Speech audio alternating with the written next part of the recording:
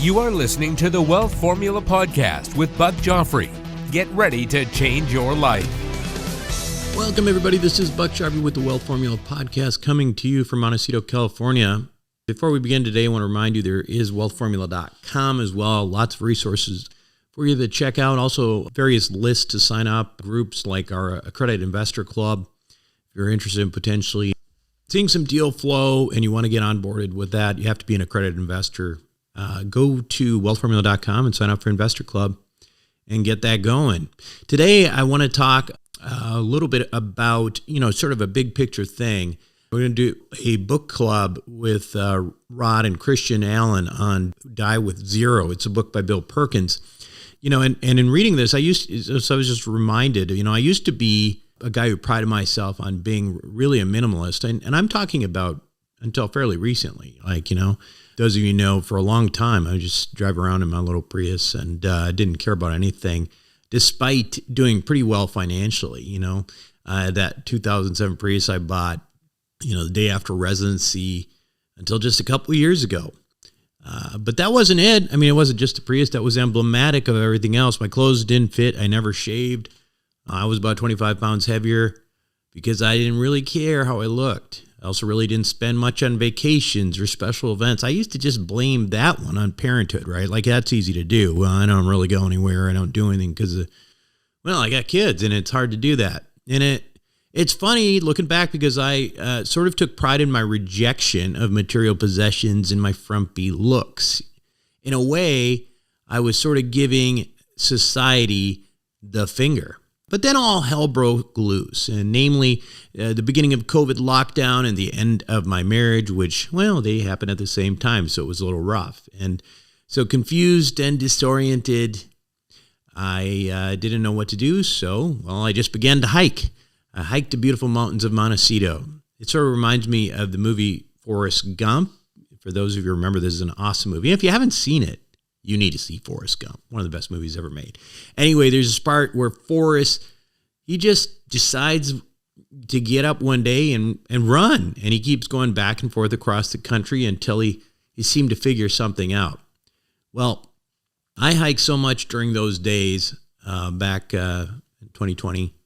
I pretty quickly shed most of my extra weight, which was good. But I also spent a lot of time meditating on my life through those gorgeous trails every day. And it made me see what I had become. Kind of repulsive, frankly. Okay, I know you're saying, well, that's kind of harsh, right? Man, you weren't repulsive. I used to see you there before you started shaving and all that. You weren't repulsive. You just thought you were old and fat. Well, anyway, bottom line is I needed to update my self-image for myself. And it started out with material things, not that it's all about material things, but I bought that Italian sports car I always wanted. I bought clothes that actually fit me and that were actually younger, newer than my kids. And I started to take my health seriously. And again, I did start shaving every day, which you probably noticed. They say the Chinese word for crisis is the same word as it is for opportunity. So I took this crisis as an opportunity to overhaul my life and start over. And in starting over, I became acutely aware that I had wasted a lot of my life not really living it, right? And that's material or otherwise. I wasn't really enjoying myself very much. I just didn't want to spend the money. But why wasn't I spending any of this money that I was working so hard to make? After all, I can't take the money with me after I'm gone. I'd already done a good job of setting my kids up with assets and insurance and all that stuff. So why not spend on me? Well, that's what I started doing. And I have to tell you, it's a lot more fun than the alternative. And maybe I'm spending too much right now. But hey, I've got a lot to make up for. I got a lot of time to make up for. So now I'm buying the stuff I want. Also, maybe probably more importantly, living a life full of new experiences. And the funny thing is that this was supposed to be about me, right? But I found out that it's been also great for my young daughters. Now we travel more. We go to a lot of cool events. Took my daughter to the Grammys. taking my 10-year-old the NFL draft because that's what she wanted to do inside the Grammys. That's kind of funny, huh? Anyway, so why do I bring this up? Again, well, a couple of months ago, a friend of mine who's also a Wealth Formula listener texted me and suggested I read this book by Bill Perkins called Die with Zero. And when I did, I was like, yeah, this really encapsulates a lot of my new ethos and what I was thinking about. Now, he's an engineer, so he quantifies it more than I do. But anyway, I thought it was worth sharing. So I grabbed a couple of guys Rod and Christian from Wealth Formula banking fame, and we did a book club. And I think you'll find it very interesting. And we will have that little book club after these messages. Welcome back to the show, everyone. Today, my guests are, of course, very well known to the Wealth Formula podcast, are Christian Allen and Rod Zabriskie of Wealth Formula banking fame. Guys, welcome to the show. Thanks, Buck. Always happy to be back, Buck. Thanks for having us. Good. And you guys have an event of your own coming up pretty soon. You wanna mention that real quick? Yeah, Rod, plug it for us. Absolutely, yeah. So May 4th, we have our virtual summit. We're calling it the Alternative Wealth Building Summit for high income earners.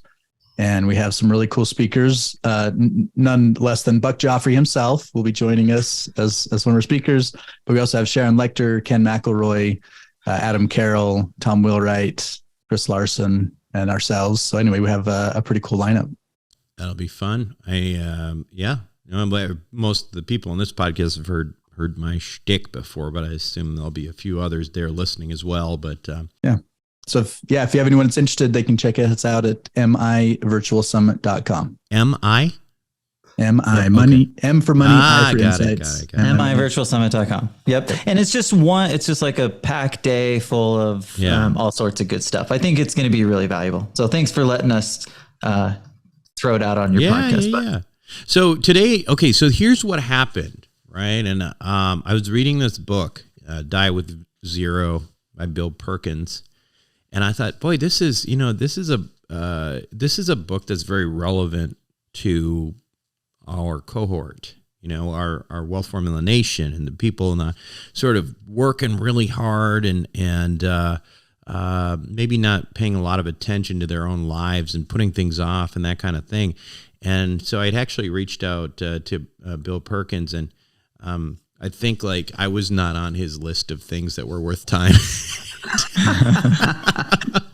to be on. So that's okay. I still appreciated the book. I'm not going to take it personally.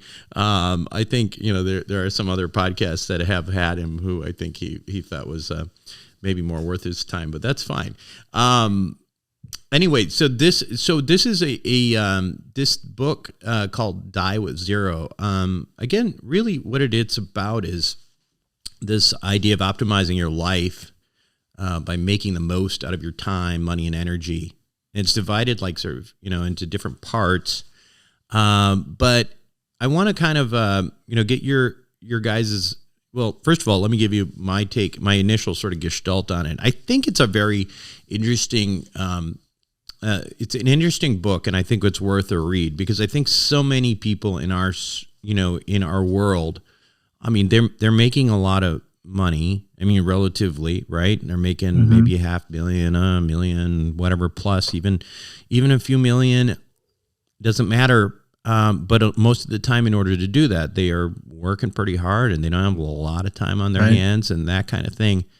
And then the game becomes, sort of the as he describes it, this tyranny of more, of constantly wanting more and constantly wanting more, when the ultimate goal that he is ascribing to is to, the goal is to die with zero. And what he means by that is using up all your resources, not just money, but time and also your energy before it's too late and you drop dead. I'm curious on kind of what those initial thoughts made you think of. So maybe I'll start first. I have an anecdote that hit close to home in this because my own dad died at the ripe old age of 49 from pancreatic cancer. Oh boy. How old are you, Christian? I'm almost 40. I'm turning 40 okay. in less than a month. You're a youngster. Okay. Yeah. But here's the thing, like it does hit home in a really meaningful way when I think about this idea that my parents, who were probably upper middle class and maybe not as high income earner as the average person on this show that's listening to our show here, but I think the principles absolutely applied. He spent much of his life saving, working hard. He was like I said, kind of this upper middle class, and he saved like crazy so that he could retire at the age of 55. That was his goal date. The problem was he just never made it there. Right. Mm-hmm. And so like all of that, and that's where the idea of this really resonates, is that you could spend all of your time, energy, effort reaching for this goal that you ultimately never get. And so for me, like that was the initial reaction. And then I had this conflicting feeling of like the financial advisor in me that's like, well, how many people out here are just like happy to save anything? So we probably don't want to tell them to keep spending. But anyway, once I was able to like rectify the idea that it really has to do, like it is specific to the high income earner, high net worth audience. This is not for people who don't have discretionary income. And he mentions that. Yeah. And just to be clear, on this, like Bill Perkins is, got a lot of money, right? He's like a oil and gas hedge fund guy and all that stuff. So some of this may, I think for some people reading it, I think it's going to be like, well, easy for you to say, buddy. But like, I think that it's relevant to various degrees to everybody. How about you, Rod? Yeah, my take is that I think as he makes points, he makes extreme points. Yeah. So, and because he himself, admits that the idea of dying with zero is probably not very practical unless you know the exact day and minute that you're going to die, and we don't know that. Right. But I think the principles are really helpful to just think about, because he gives examples of people who one that comes to mind, where the guy says, hey, when I've amassed 40 million, then punch me in the face if I don't retire, right? And he didn't retire. He got into the 4 billion or something before he ended up retiring. And Bill's whole take on that was that was even to him, even to the individual, when he could think rationally about it, that was unnecessary for what his goals were in his life to become a billionaire. Right. And yet when he was in the middle of it, it was just impossible for him to draw back and say, well, how do I stop this train? I think the analogy I think of is some of it's also related to education too, right? Like this is, we're talking about in terms of money, but there's a lot of doctors on this show and who've gone through a ton of training. And I remember I was in college and I got really into biochemistry and molecular biology. I was a total geek. I was not like a money-oriented guy at all. I was a science guy. And I was talking to my chemistry professor about possibly doing a MD PhD program instead of a MD program. And it would have been, more years. And then also it would probably end up with a postdoc and also, residency and all that stuff. And she said, it's certainly something to consider, but just make sure, you don't spend the rest of your life waiting to get where you want to be. And I think that's what a lot of us ultimately do. Absolutely. Right. Whether it's the resources of time or money or energy or whatever, there's like this idea that you're going to eventually get to the top of the hill and then you can start sliding back down, but you really haven't identified what the top of the hill actually is. Mm-hmm. And I think that is a real problem. Now I'll tell you, just another anecdote for me. I used to be a guy who just spent I didn't spend any money at all. Right. And then COVID happened, then a divorce happened and all this stuff. And I'm like, geez, now I'm sitting around I've got all this money, but I'm not enjoying it, right? I'm not doing anything with it. The next thing you know, years later, now I'm spending probably too much, but And that's not what he's advocating necessarily, to spend too much, but not really just constantly restraining yourself. Like, okay, you've made a lot of money. Now enjoy a little bit of it. Do the things that give you happiness. It's not just about buying things, but it's about, experiences. It's about, vacations, whatever. It's doing things with your family and relationships too, right? It's not just monetary. It's all these things together. So I found that just sort of more, for me, it was like a reminder, right? Because we get into these situations where we just, we're treadmilling it. And to the point about this guy, I mean, there is another aspect to that issue of the 40 million, 4 billion guy. And that is, the exception of that is if you really, really enjoy something. I mean, it doesn't mean why give it up, right? So that's the exception, but just make time for the other things you want to achieve in your life and actually think about it rather than just let life happen to you. So, Buck, I can remember being on a show and or listening to your show and you mentioning that accumulating wealth is often viewed for successful people like a game. Yeah. Right. It's like how you keep score. Right. And that thought kind of resonates when I think about this. So the question is, can I take a step back and actually think about, like you said, where the peak lies, where I want it to be? Well, the problem is that it usually changes for most of us, right? My peak today, sadly, I don't know if it's sadly, it's very different than what my peak was a decade ago. And my guess is that what I believe will be, so part of it is almost like taking a practical and realistic approach about what we need and want, and then determining is going above and beyond something that's going to fulfill us in that way? Or does it make more sense to shift our efforts and maybe be more balanced? And I think that's what he's advocating for, balance and experience. One of the concepts I thought too, like going back to this idea of dying with zero, it's not that he's saying don't leave anything for your kids, right? That's not what he's saying. Right. In fact, there's a couple things that I think that are really important that we don't really think of. He goes into some level of detail about how people often end up leaving their kids with a lot of money, but by the time they leave it, those aren't the times when the kids really needed the money anyway. So when he says die with zero, part of that is give what you want to give today, or not, before you die. And rather than waiting, which I think is a really important thing to consider, right? Like, for example, if you're planning to give them a bunch of money when you die, I mean, why not help them out with a house when they need it, rather than let them struggle and stuff like that. Any takeaways on that? Yeah, really quick. So this resonated for me as well. Again, my dad dies at 49. His parents are wealthy, like they're quite wealthy, probably, $50 million type wealth. And certainly there could have been an opportunity. So now both of my mom passed away 2 years ago. And now this wealth that they have to give on, it's not even going to get to the second generation. Now it'll still get to the third generation, but I think at the core, it goes back to what you were saying and what he's suggesting in the book. There's huge value in making sure that you're taking the opportunity to use those resources to create the experiences, because obviously you can't take money with you. Yeah.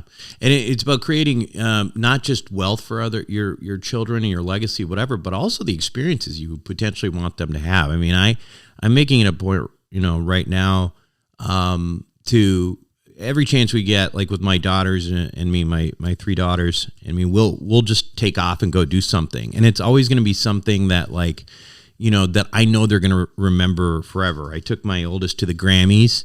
I took the 3 of them to the Taylor Swift concert in Arizona, and we went hiking while we were there. It's like things to actually remember this. So again, it's important to think of when you're giving, it's not just about money, but it's also about experiences. Clearly, obviously those experiences cost money as well.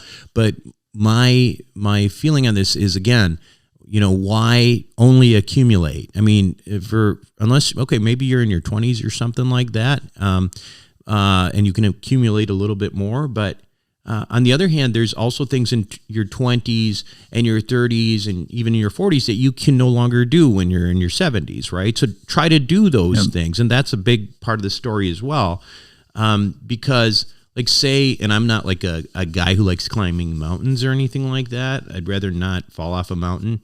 But if that's what you want to do it while you're healthy, do it now. Don't wait, because you don't know what's going to happen later. Right.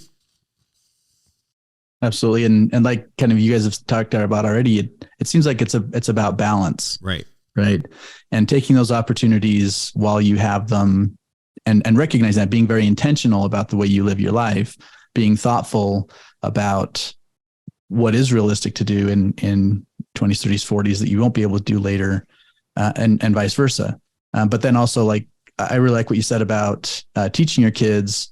And we have kind of a unique perspective in because of what we do, specifically with wealth formula banking. We have a lot of people who will be setting up policies where their children are the insureds, and even while they're very young, minors, kids into their 20s. And then what they do is they still use the wealth formula banking strategy, but what they're doing is they're teaching their children as they're going. So when they're analyzing a property, for example, or any kind of investment, they're involving the children in the due diligence and the analysis of it. And then when it comes time to invest, then they're taking a loan from this policy. And especially when they're minors, the owner of it is still the adult, right? The parent. But there's just the fact that it has the kid's name on it as the insured, and that eventually that policy is going to go to the child. Psychologically, it just makes a very different experience for them as they're learning the ropes, so to speak. And I want to get back to that, because I think this how insurance plays into that in a second, because I think that's one of the reasons I wanted to have you guys join me with this. But let's just moving on with some of the other topics that I think are important.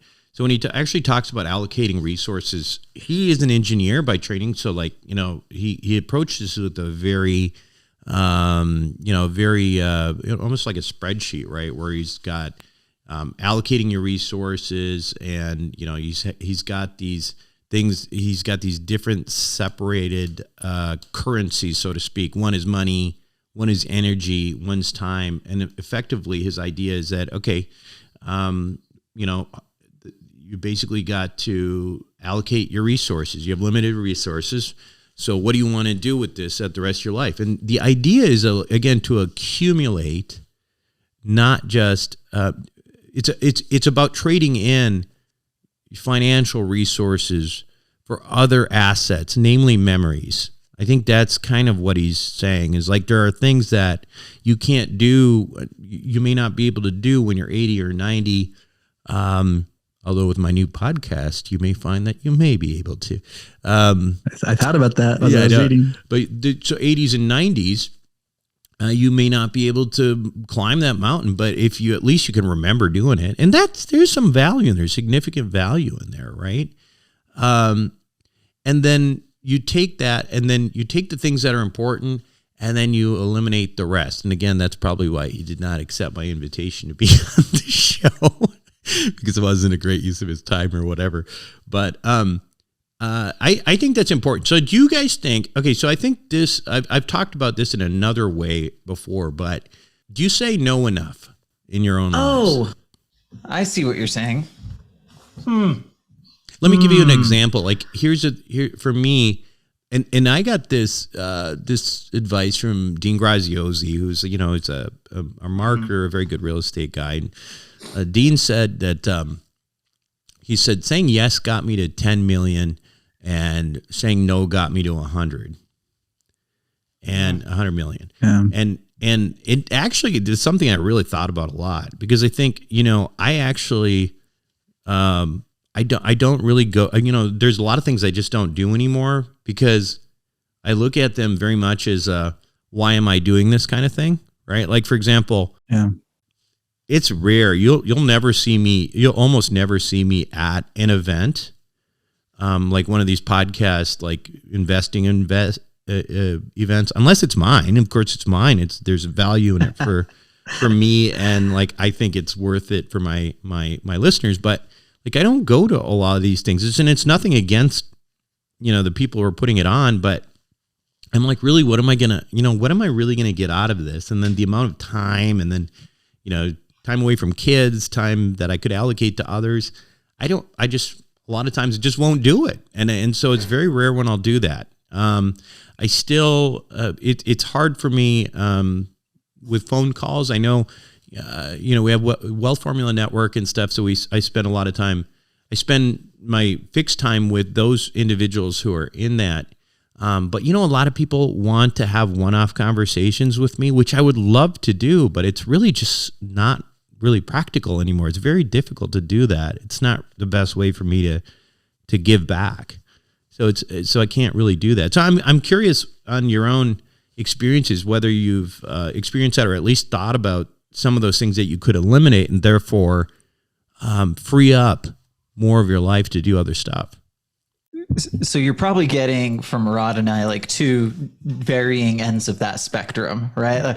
I probably fall more on your side, Buck, where I tend to in fact, I probably think too many things are a waste of my time. Yeah. And Rod's just like, he has the conversations. He's always good to have the conversations. It's amazing, really. Yeah. His stamina and energy. But it's something that we as a business and even the way that we work with your clients, that has become so much more efficient over time. So I think that's something we're constantly thinking about. The question that's starting to go through my head is, am I thinking enough about that on a personal level? Because I feel like I do that on a business level. Well, business I'm not is sure business. If I do on a personal. Yeah, business is business, Christian. I mean, that's a totally thing that's different in my opinion. But I think you have you have choices whether you're gonna.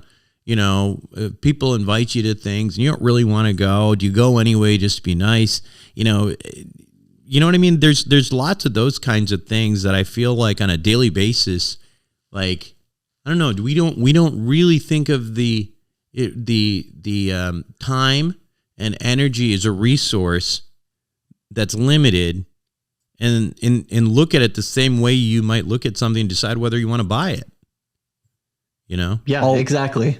I'm just going to second what Christian said because I was really shocked. He's a big sports fan, but I was shocked to find out that he has I shouldn't say no interest, unless he's going with someone that really means a lot to him. He has no interest in going to the arena or to the field to actually watch the game.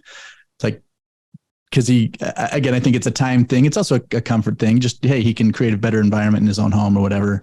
Yeah. Whereas I'm the guy that's like, hey, you invite me to the game, I'm going to go. Right. Yeah. So. Well, yeah, that's different. It's a different experience altogether. I mean, I think like watching sports, if you really wanted to watch the Super Bowl and enjoy it the most, you probably would watch it on TV if you really want to see every play and watch the ball. But, my friend, I have a friend who's a part owner of the Seattle Kraken expansion team.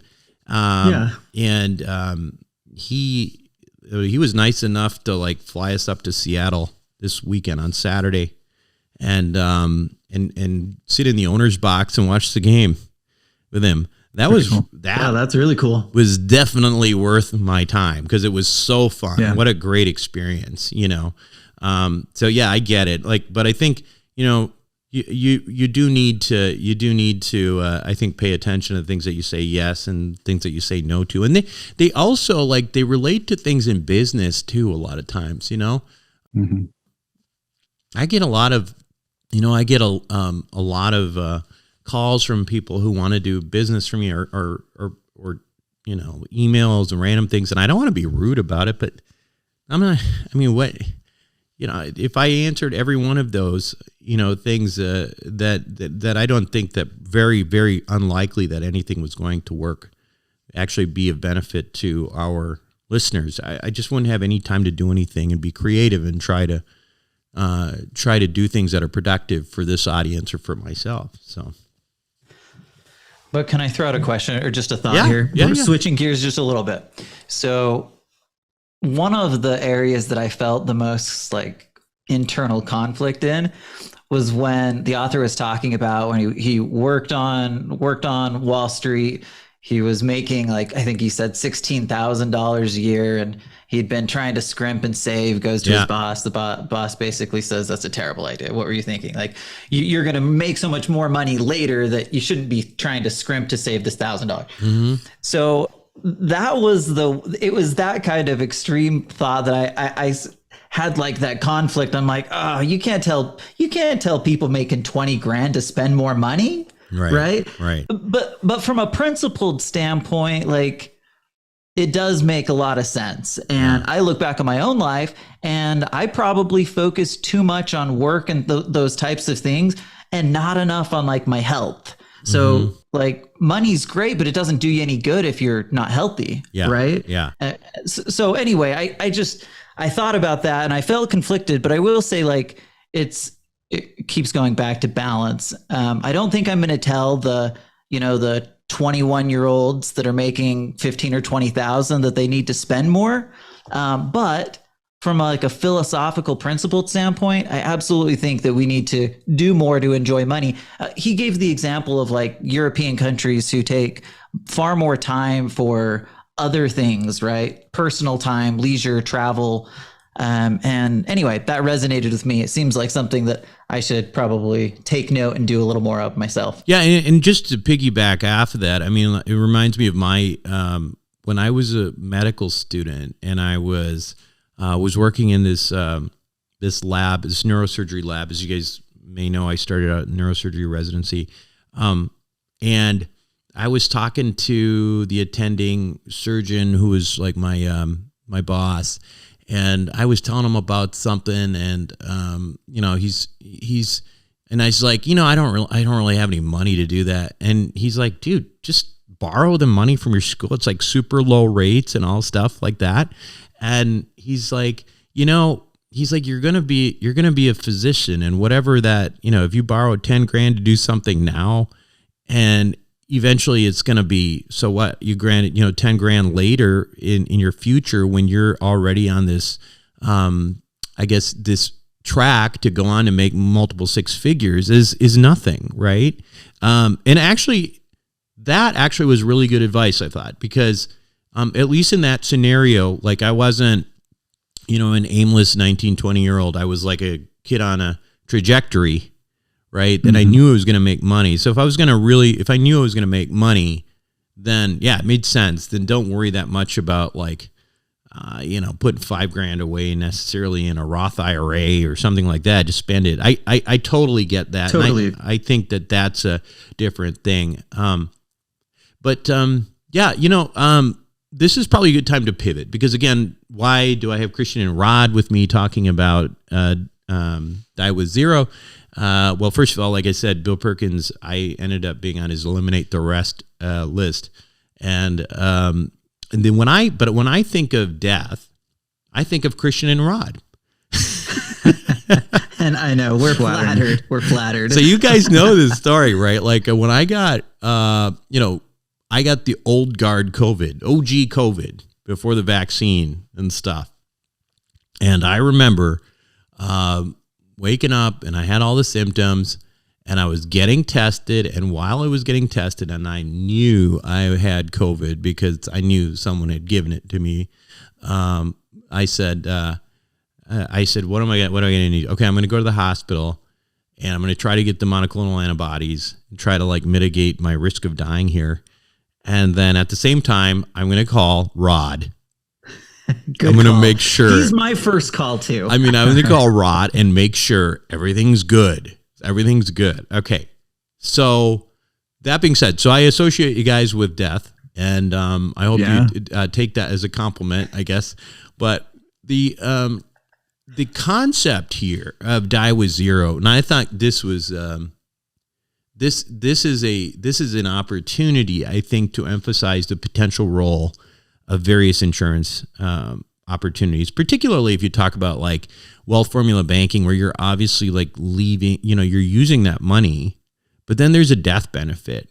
So I kind of like the idea of like using these, putting death, I'm putting die with zero in the context of like, say, a wealth formula banking thing and see how you could make it work. Like, could you, to me, life insurance in this way is almost like a backstop. Like, okay, so even if I screw everything up, right, at least there is this, this money for my kids if I screw everything up and whatever and lose a bunch of money. So I'm curious on your take on that, because the idea in theory would be, okay, now you've got a bunch of money, you're giving a bunch of, you've bought some insurance, you've got a big lump sum that they're going to get no matter what.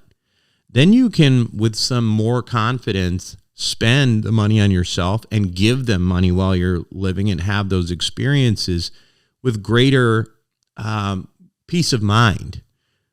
Did this cross your mind at all when you were reading this?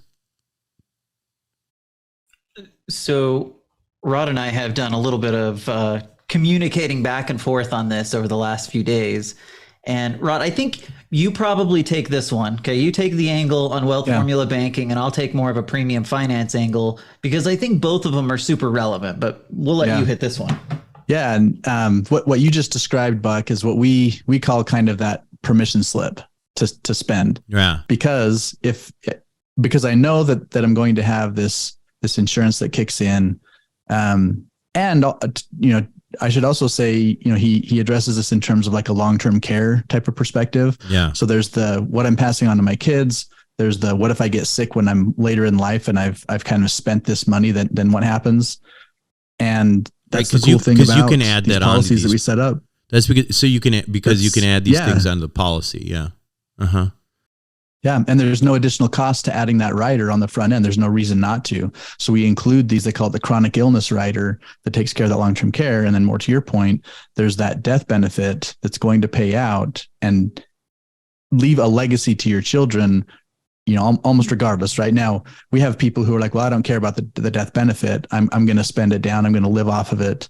And they do, right? So they get to that retirement age. They've built up all this value inside of the policy. They were using it for investing, flowing the money in and out of their investments and making it more efficient as they did that. And then we call it phase 2. They get to this stage. We don't usually use the word retirement around here. It's just like, hey, I'm slowing down. I'm going to, live more off of my cash flows and my investments and things like that. Well, the cash value in that policy becomes another source of that, in this case, tax-free income that you could cash flow that you can be creating during your retirement years. And you can spend that down as low as you want. And again, there's still going to be some death benefit there or not. Like you temper that a little bit and you want to leave some death benefit. And so you tap into it when you need it. Maybe you have your regular expenses covered by the cash flows that you were able to create through your real estate investing or business or whatever it might be. But then when you need to buy a car or you need to, you're going to go on the special trip or whatever, then you tap into this tax-free source of income in your policy to use that, but it's more on an as-needed basis. And then again, this death benefit's ultimately going to pass on and be that legacy piece, but it's going to pay out regardless, right? And whenever you pass away, that's going to be part of it. Yeah. So it's, again, to me, it's the backstop, right? Like you screw up, you accidentally, whether that's, you screw up in your finances, whether, you get COVID and die on your way after talking to Rod, or, what, it's a backstop. And to me, that's if you have that backstop, it's a lot easier to digest everything else in this book. For sure. Yeah. Christian, what were you going to say about premium finance? Because that's a different role, because now you're just really, truly accumulating, right? Okay. Well, actually, I'm going to suggest to you, Buck, that I think that the premium finance side is the most effective way to accomplish this die with zero. Okay. Okay, cool. So let me try to lay it out here. So he basically suggests that obviously we want to spend more money, but he uses the challenge of not knowing when we're going to die, right? He tries to create this like death date. Well, it's hard to create a death date, but what you could do is you could buy an annuity, which is guaranteed to run your lifetime. And he suggests in the book, right? So he says, hey, one thing that a person could do, and just think of it this way, Buck, let's say that I had $100 million and I know I need $1 million a year to live off comfortably. I could just purchase this income annuity, let it pay out for the rest of my life. And I've at least got that part now covered, right? And then what he suggests is, well, that works great, except that there is the possibility that later in life I could need more money if long-term care and medical expenses come up. And for most people, that's the case. So exactly. So what does he suggest to do there? He says long-term care insurance, right? So here's what I would suggest. And this is kind of where my head went. Using premium finance is basically can be and is a more effective way to accomplish both of those things. So if our objectives are, one, to make sure that we have enough money to live, right? Premium finance does that because of leverage, right? It creates leverage into our income so that, well, let's put it this way, Buck. If I were to compare my, simple income annuity that I get from a life insurance company versus the payouts even if we went 30% of the payouts expected in the premium finance model, it would strongly outperform what we're expecting from the annuity. So just from an income basis, it's more powerful in that way. Yeah, well, no doubt. Additionally, you've got this death benefit. And if I have leverage on the death benefit, that means I have more leverage on the long-term care benefit as well. So from my perspective, I looked at this and I was like, okay, the way to accomplish this, although I have one other thought, and that is that why not leave a legacy if you can? So again, he's suggesting, get long-term care insurance. And again, this is just one example. But what I'm suggesting here is you could accomplish those things in a more efficient, impactful, powerful way and still leave a massive death benefit all at the same time. And so from that standpoint, my thought is, why not do both? Well, that's right. And to your point, you still have grandkids. You still have other, descendants that can benefit from your successes. It's not, so it's not like you're doing this for nothing. And I also would just emphasize the point that you made earlier, I think, Rod, that, this is, I think, a very good conceptual framework, but like most of us would not go down this road of saying we're going to try to use up all of our money while we're living in some way or another. It's not realistic in my view that most people would do that. I certainly wouldn't do that. But hopefully you have enough money where you can, I think, again, take the lesson of not just hoarding it and continuously using it. But Rod, I'm actually, Christian, can you remind us though, because I know we just kind of have been using premium finance here, but for anybody who's listening who actually doesn't know what you're talking about, maybe you can explain how, in brief, how premium finance works. Yep. Yeah, happy to. So basically what we're doing is we're purchasing a life insurance policy or policies utilizing the bank's money primarily. It might be a small percentage of our own money, but then we're using leverage. So it's basically like buying life insurance the same way that most of us would invest in real estate. I might put 10% or 20% down on my life insurance policy. That gives me the opportunity to leverage the death benefit and the living benefits, which we talk about. So anyway, that's just a really kind of simplified overview. But if you think about it, it's pretty logical, right? If I can amplify the things that are happening here, it just makes it more powerful. And life insurance is incredibly unique in the sense that it's one of those few assets that you can leverage. It's just naturally built within it. Yeah. So we've used the term wealth accelerator as well. So does this the wealth accelerator is a type of premium finance? Are you thinking of this in the context of wealth accelerator? And maybe you can explain again specifically what wealth accelerator is. Yep, happy to. Okay, so in the wealth accelerator model, we change up a traditional premium finance a little bit. Most premium finance models are a little bit more aggressive than we like to go.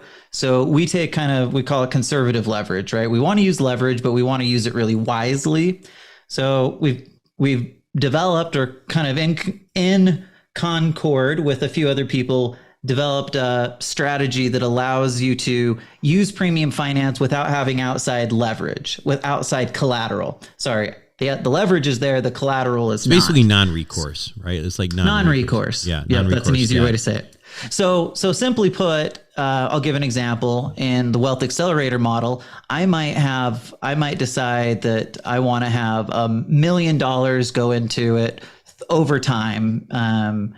Again, I'm just throwing a random example out. Maybe I put the first 100,000 or the first couple 100,000 into it, and then I let the bank fund it from there on out. And basically what's happening is I'm getting all of the benefits of life insurance built in the way that we do it to create income and the other benefits, but specifically to create income. That's really kind of the model that we're looking for. And of course, again, if I think about this in terms of how it works in comparison to like income annuities, which again is the example, it's just like a way to do the same thing, but do it significantly more, like to do it better, right? I don't know any other way to put it. Yeah. Yeah. One other thought on that, like, as you guys know, I've been sort of tinkering with a lot of different things because I'm focusing, I'm trying to make sure that I've got legacy covered, right? So you just never know. And I have, purchased, like when I was, even a few years ago, right? Like when I was, and I'm still in good health, but I was thinking to myself, well, I'm still in good health and, I'm relatively young. I'm going to buy a huge amount of a convertible term insurance. So basically what that is, I bought a bunch of term insurance when it was maybe 5 years ago or something like that. And it was a lot, right? Like, so if I were to try to convert that in or do that all in 1 year, it would be a huge premium. So I didn't do that, but I wanted to have the option, and I didn't want my premiums potentially to be higher because I was older, or maybe I developed some health problem and so on and so forth. So I grabbed as much term as I could. I maxed it out. It was pretty cheap. But now I'm thinking, well, I've got it there. One of the things I may do is what I'm thinking about doing is every year, maybe chipping off some of that term, converting it, and doing this kind of concept. So then, the nice thing about that is that you're every year you are doing your job in terms of increasing, the legacy that you're going to have. And put over time, but you're not putting a huge amount at once, but you're getting it to work, and then it may be of benefit from if you want to use that money later for quote unquote retirement or whatever. But what do you think of that strategy? Well, so it absolutely sets. So first off, Buck, I think you did a fantastic job of buying term insurance. I was impressed. That was before we met you. The only thing I would say is don't buy your term insurance from Northwestern Mutual. But other than that, I'm just being smart aleck. But yeah, like that was a really good move because it's been a catalyst and allows you to do a lot of things with it moving forward that you just may not be able to otherwise. So I really love that advice. And then I forgot where I was going on the second point. Yeah, I can take that from there. Yeah. Okay. So, because you talked about like going in by steps, right? The Wealth Accelerator. Yeah. But instead of saying, well, I'm going to set aside $1 million now or $2 million now, I'm going to phase into it by setting aside, a couple $100,000 a year for the next 5 or 10 years or whatever. Yeah. And we have a lot of people who do that. I call it stacking. So it's the exact same thing as Christian just described. We're always staying ahead of the curve, so that the cash value we're creating in the policy by itself is enough to cover the collateral. We don't have to come up with collateral from outside, but you can build into it and do it in bite-sized pieces. Or we have people who will say, hey, well, I just sold my practice and I have the 2 million right now. I'd rather just jump in and do it. And so, you can do it all at once. That's the beautiful thing is it works either way. You can work towards this benefit, and then we just build it to where the person is at this point in time. I like these concepts because it reminds me of sort of like a Swiss Army knife, right? Like it's one thing, but you can really use it for so many different things, whether it's legacy, cash flow, stuff like that. And I think like it really works if you're thinking about like this whole concept, die with zero, or you want to like really enjoy your life in the right now without necessarily worrying too much about retirement, without necessarily worrying about legacy, it kind of is that Swiss Army knife that's covering everything. Yeah, actually, that's what I was going to jump in and say is that what's really nice about using like the Wealth Accelerator as an example is you're literally doing both things, right? If die with zero, understand or like taking a step back and experiencing things as a goal, then that helps you accomplish that because it's creating this guaranteed income stream that you could then move away from work and other things and allow that to plug in. And so you're literally accomplishing like all of those objectives, Swiss Army knife style, by using really any of those. And, you know, similar, I think the same thing applies with wealth formula banking. They just have like slightly, you know, different, there's probably a few details that are different, but they have a similar impact. Yeah. I actually, Rod, I'm kind of with you on this one. Or not Rod, with Christian. I'm not Christian. I'm on Christian's side here. I kind of really like this concept with Accelerator. I really think it's a really cool thing to do. And I do highly recommend, by the way, if people are contemplating these kinds of like permanent types of things, but you're not sure you want to do it, just go get yourself some convertible term through Rod and Christian, because it's cheap and that'll give you options and you won't regret it if, you know, 2 years down the line, all of a sudden you develop diabetes or like some sort of coronary artery disease and now no one wants to give you insurance, right? Yeah. Can I just tell you, I wish that I had done that. I don't have like any huge health issues, but enough so that it would create some challenges for me. And I look back and I think, if I would have done that, I would have been in a better place. No question. Anything else, guys? Or is it, I think that's a pretty good wrap, I think, though, combining this with, you know, some of the things that we can do practically. Absolutely. Yep. I think it's a good overview for sure. Great. Well, listen, you can learn more about these strategies by contacting Rod and Christian, but I think the best way to do it is probably to go to wealthformulabanking.com. And I forget, guys, is there there's something with the accelerator on there, right? There's a webinar with Wealth Accelerator. Yeah. Yep. So that's the one that Christian's talking about. And anyway, check it out. I think it's worthwhile. And again, I highly recommend reading this book, Bill Perkins' Die with Zero. I think, you know, I personally don't look at it as a manual that I would necessarily follow to a T, but I think there's pretty compelling things to think about. And I would highly recommend picking up a copy. But that's all for this week. Guys, thanks so much for being on the show and doing a little book club with me. Yeah, that was fun. Thanks, Buck. We'll be right back. Welcome back to the show, everyone. Hope you enjoyed that. Again, I highly recommend this. I know it would have been great to have Bill Perkins on the show, you know, but obviously I didn't meet the criteria in order for him to spend the time with me, and that's fine. Totally get it. But he wrote a great book called Die with Zero. And I almost said spend with zero, which is kind of what I'm thinking in my head, what I'm doing, but Die with Zero. Anyway, pick it up. Great book. Do something about, you know, not just thinking about accumulating cash. Do some things in your life that actually are meaningful. You know, you only got one life as far as you know. So anyway, that's it for me this week on Wealth Formula Podcast. Hopefully you enjoyed this show, and I'll see you next week. Thank you for listening to the Wealth Formula Podcast. Visit us on the web at wealthformula.com. The information contained in this podcast are opinions, not fact. As always, consult your own financial team before making any investment. See you next time.